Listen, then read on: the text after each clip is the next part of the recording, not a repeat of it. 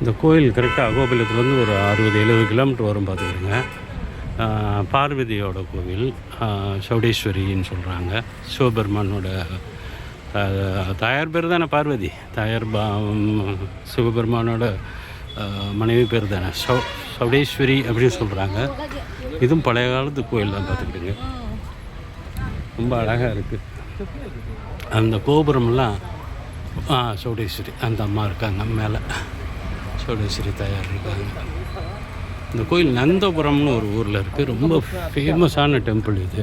இந்த நம்ம தெலுங்கானா இதில் ஆந்திர பிரதேஷில் எல்லாமே அண்டர்டேக்கன் பை, எல்லா கோயிலுமே அண்டர்டேக்கன் பை கவர்மெண்ட்டு தான்.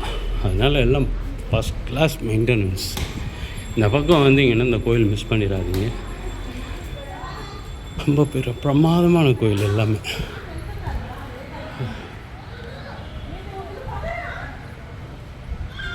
இதா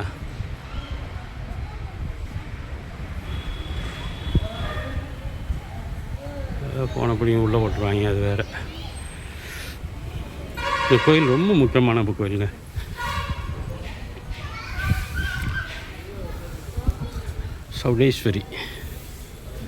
சௌடேஸ்வரி அம்மாள் நந்தபுரத்தில் இருக்குது. நந்தபுரம் எங்கே இருக்குன்னா அகோபிலத்துக்கும் நந்தியாளுக்கும் நடுவில் இருக்குது.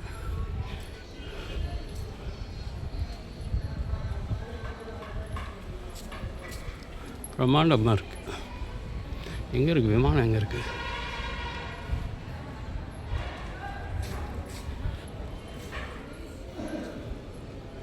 ஒவ்வொரு வாசலுக்கும் ஒவ்வொரு கோபுரம் இருக்குது.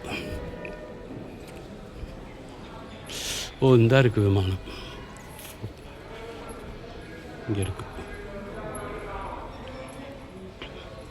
சௌடேஸ்வரி அம்மாளோட கோவில், சிவபெருமானோட மனைவி பார்வதி தாயாரோட கோவில். இது பழங்காலத்து கோயில், ரொம்ப ஃபேமஸான கோயில். மக்களே இந்த பக்கம் வந்தீங்கன்னா, அகோபிலம் வந்தாங்கன்னா இந்த கோயிலை மிஸ் பண்ணிடுறாங்க. இது ஒரு கோபுரம், இது ஒரு கோபுரம். 4 பக்கம் 4 கோபுரம் இருக்குது.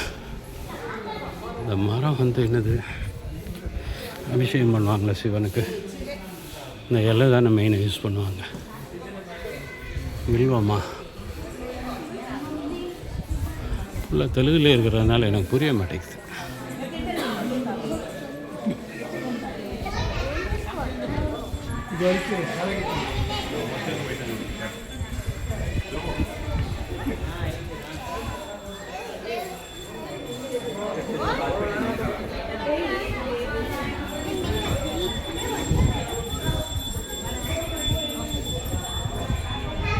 இதுதான் கருவறை.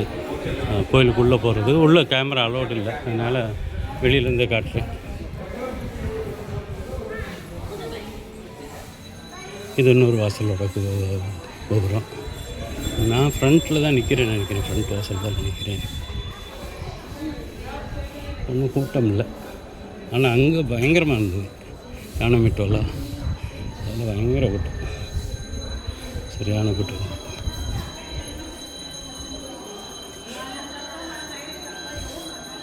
தெரியுதா தாயார்?